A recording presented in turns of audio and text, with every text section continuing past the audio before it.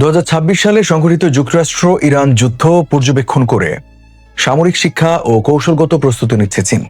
সূত্র অনুযায়ী ইরান যেভাবে সস্তা ড্রোন ও ক্ষেপণাস্ত্র ব্যবহার করে আমেরিকার ব্যয়বহুল প্রতিরক্ষা ব্যবস্থাকে চ্যালেঞ্জ জানাচ্ছে, তা থেকে বেইজিং তাদের ভবিষ্যৎ তাইওয়ান অভিযানের রূপরেখা সাজাচ্ছে। মার্কিন সামরিক শক্তির উন্নত প্রযুক্তির চেয়েও বর্তমান বিশ্বে উৎপাদন সক্ষমতা ও ভিন্নধর্মী রণকৌশল বেশি কার্যকর বলে বিবেচিত হচ্ছে।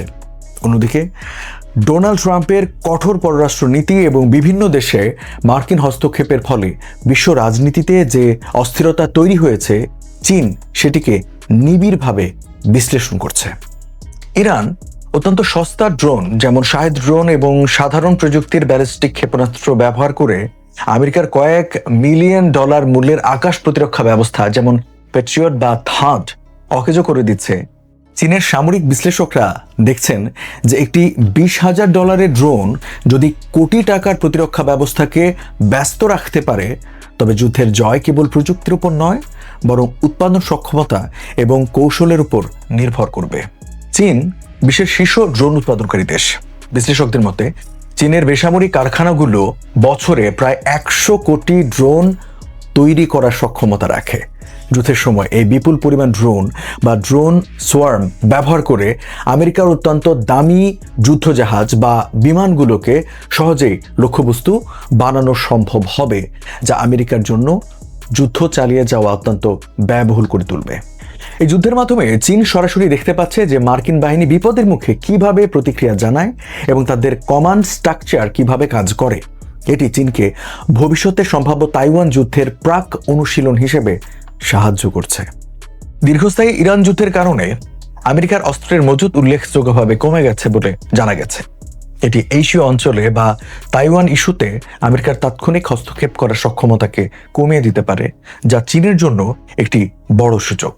ইরান যুদ্ধ বৈশ্বিক জ্বালানি বাজার এবং সরবরাহ ব্যবস্থাকে অস্থিতিশীল করে তুলেছে। চীন এই পরিস্থিতি থেকে শিক্ষা নিচ্ছে যে কোনো আঞ্চলিক সংঘাত কিভাবে দ্রুত আন্তর্জাতিক সংকটে রূপ নিতে পারে এবং কিভাবে বাণিজ্য ও জ্বালানি প্রবাহকে নিজের নিয়ন্ত্রণে রাখা যায়। চীন শিখছে যে কেবল সামরিক জয়ই যথেষ্ট নয়। আফগানিস্তান বা ইরাকের মতো যুদ্ধক্ষেত্রে জয় পেলেও দীর্ঘমেয়াদী রাজনৈতিক স্থিতিশীলতা নিশ্চিত করা কঠিন। তাই যুদ্ধের ময়দানে জেতার চেয়ে কাঙ্ক্ষিত রাজনৈতিক ফলাফল অর্জন করা যে বেশি চ্যালেঞ্জিং, সেই শিক্ষা চীন গ্রহণ করছে। পরিশেষে বলা যায় যে চীন এই সংঘাত থেকে মূলত আমেরিকার সামরিক সীমাবদ্ধতা এবং বিশ্ব ব্যবস্থায় তাদের কৌশলগত অবস্থান গভীরভাবে পর্যবেক্ষণ করছে। বিশেষ করে মার্কিন বাহিনীর অস্ত্রের মজুত হ্রাস এবং তাদের প্রতিরক্ষা ব্যবস্থার সীমাবদ্ধতাগুলো চীনা বিশ্লেষকদের নতুন আত্মবিশ্বাস যোগাচ্ছে। কিন্তু আরেকটি বড় বাস্তবতা হলো, আঞ্চলিক সংঘাত এখন আর আঞ্চলিক থাকছে না, কারণ মধ্যপ্রাচ্য বৈশ্বিক জ্বালানি সরবরাহের অন্যতম কেন্দ্র। একইভাবে তাইওয়ান বিশ্বের সেমিকন্ডাক্টর শিল্পের প্রাণকেন্দ্র। ফলে এই দুই অঞ্চলে যে কোনো বড় সংঘাত সরাসরি বৈশ্বিক অর্থনীতিতে প্রভাব ফেলবে বলে জানিয়েছে বিশ্লেষকরা।